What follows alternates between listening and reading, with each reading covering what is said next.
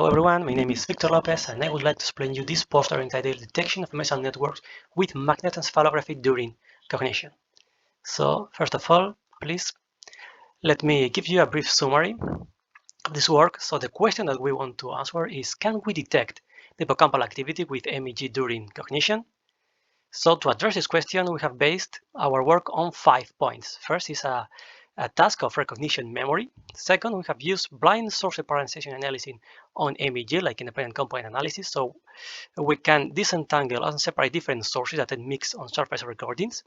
Third, we have used simultaneous intracranial and MEG recordings, so we have the same information inside the brain and also outside the brain.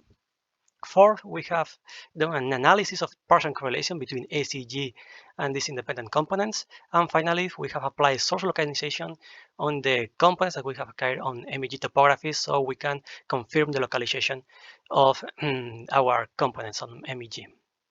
So the task that we have done is a quite simple memory task of images.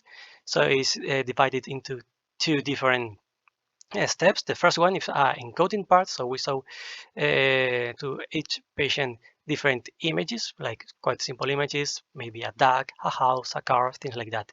Then we have a short video of 1 minute, it's a distraction video. And finally, we have the task itself, when we present the patient new images. Some of them are new, so we are presenting them for the first time, and some of them are the same that we presented during the encoding part. So we have here two different conditions, the new images in red or the recognition, which are the old images in green. So on our MEG recordings, we have applied SOBI. SOBI is a type of independent component analysis, and we were able to retrieve one component with the same topography in all of our patients. This topography seems to be a deep topography because we have like one dipole where the source and the sink are far away from each other. So it's our putative deep source.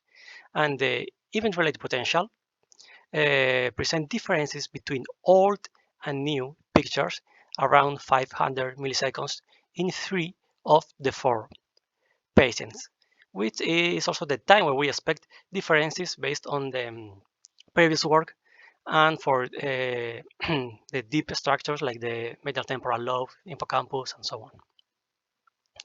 So with this source, so we have one component for each patient, we have applied the correlation, direct zero lag correlation between the ECG recorded at the same time and between these components. So these are all the electrodes that a scheme of all the electrodes that we have used.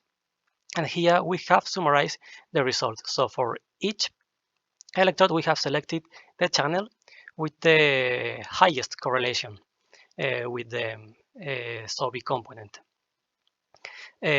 Also, we have marked with some stars those electrodes that have at least one channel with differences between old and new images around 500 milliseconds. So we can see that the maximum values are here in TB, for example, also in B, in A, B, TB, which corresponds to the electrode A is targeting the amygdala, B, the hippocampus, TB, the renal cortex, and TP, here, the temporal pole.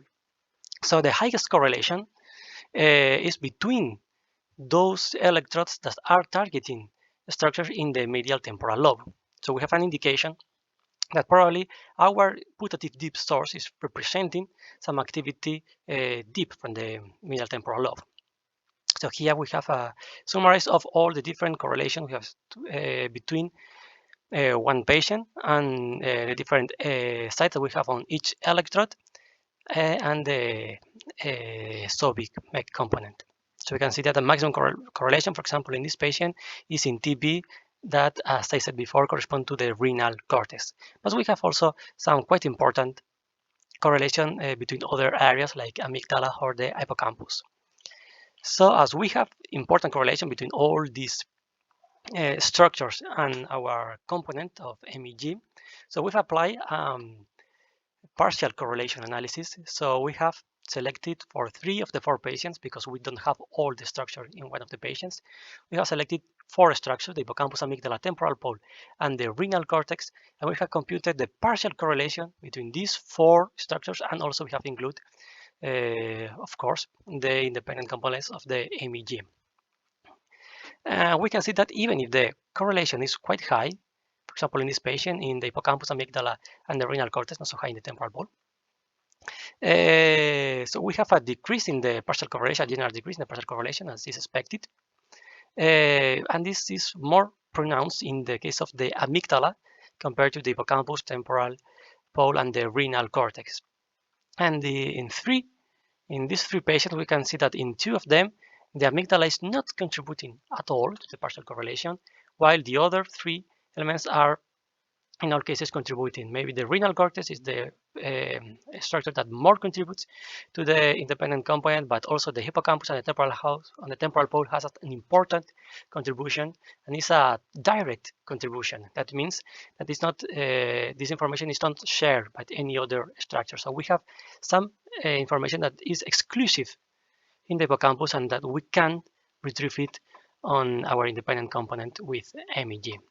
So here this is an example of the ERP of the independent component, and also the ERP of the left hippocampus of one patient and the right renal cortex.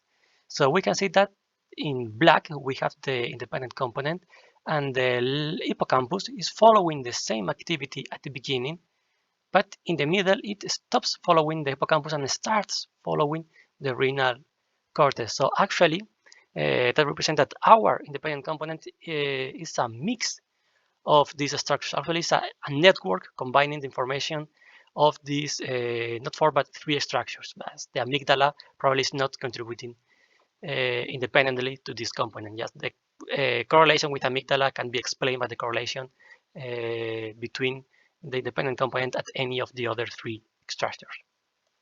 So finally, to further confirm the origin of our MEG component, we have applied a 2 symmetric dipole localization. We have applied 2 symmetric dipole because we expect that both left and right hemisphere are more or less doing exactly the same. Based on the topographies, probably we have the same activity on both sides, so quite similar. So it's not something that is in one hemisphere or in the other. So we apply these 2 symmetric dipoles, and here we can see that basically in all the medial temporal lobe, both left and right sides have a very good units of fit higher of 0.9 right here and here. So we don't have just a single point that explains very well all our topography, but actually we have a region.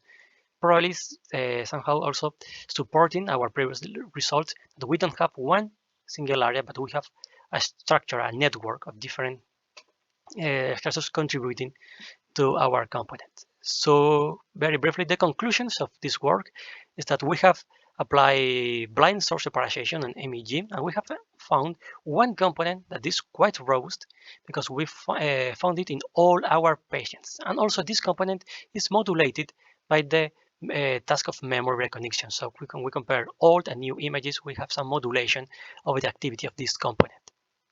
Moreover, the source of this component is located in the medial temporal lobe based on the dipole localization of its topography, as we have seen at the end.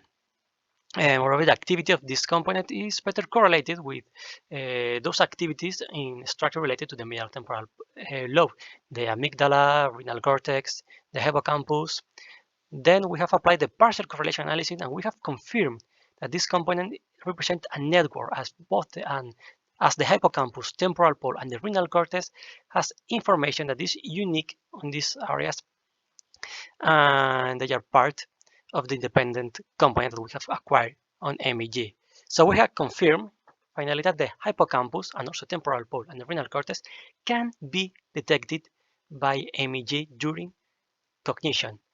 But it still remains, how can we reconstruct their time series independently of the other co-activated neural sources? So how can we reconstruct the time source of the hippocampus independently of the temporal pole and the renal cortex? So this work has been done in the Institute of System Neuroscience in the University of Marseille in France. And thank you for watching this video, and if you have any doubt, please come to our poster and I will be explain and solve all your doubts. Thank you so much.